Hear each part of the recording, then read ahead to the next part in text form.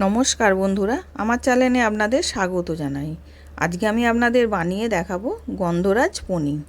তার জন্য আমি 250 গ্রাম পনির নিয়েছিলাম। এবার পনিরটাকে আমি পিস পিস করে কেটে নিচ্ছি।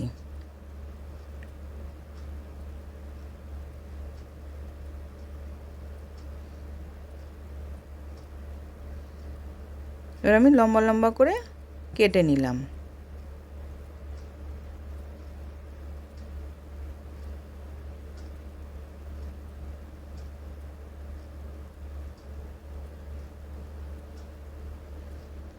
এবার পুরো পনিরটা কাটা হয়ে গেছে। এবার আমি একটা জায়গাতে তুলে রেখে দিয়েছি। এবার আমি একটা মশলা বানাবো বলে আদা নিলাম, লঙ্কা, কাজু বাদাম, এবার ওটাকে পেস্ট করে রেখে দিয়েছি।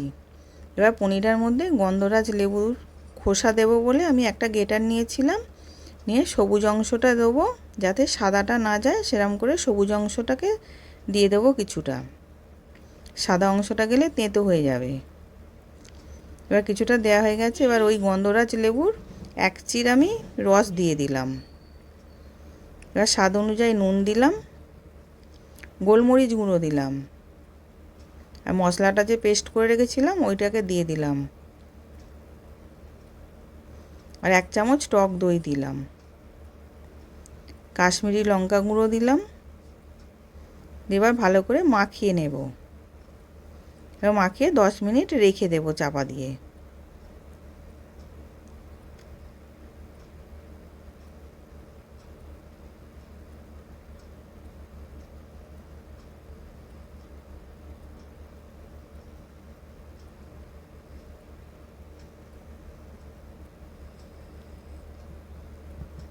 এবার আমি 10 মিনিট পর দেখাচ্ছি।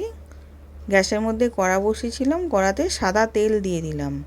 এবার তেলটা ভালো মতন গরম হয়ে গেছে। এবার পনিরগুলো দিয়ে দিলাম।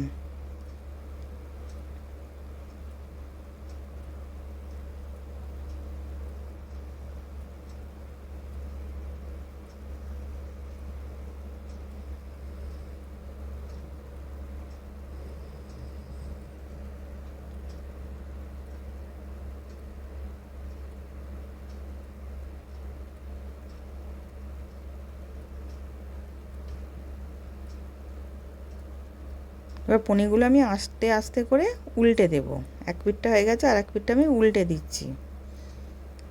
এবার যেহেতু পনির নরম হয় ওই জন্যে আস্তে করে উল্টাতে হবে, নাহলে ভেঙে যাবে পনিরগুলো।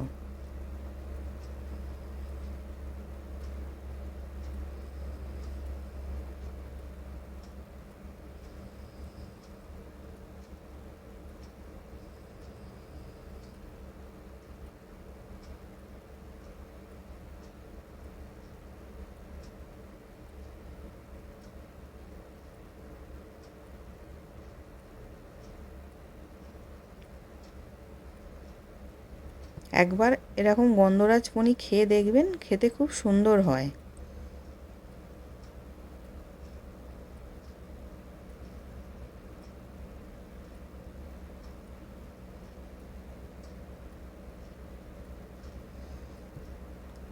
এবার যেই মশলাটা ছিল সেই মশলাটা দিয়ে দিলাম ওই পনিরগুলোর মধ্যে, আর অল্প একটুখানি ওই মশলা ধোয়া জলটাকেও দিয়ে দিলাম। দিয়ে ভালো করে মিশিয়ে নেব, আর সামান্য একটুখানি টেস্টের জন্য চিনি দিলাম, দিয়ে মিশিয়ে নিচ্ছি।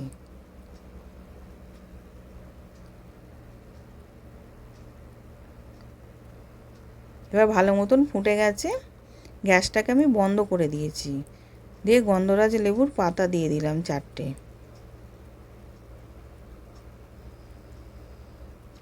দিয়ে এবার কিছুক্ষণ আমি চাপা দিয়ে রেখে দেব।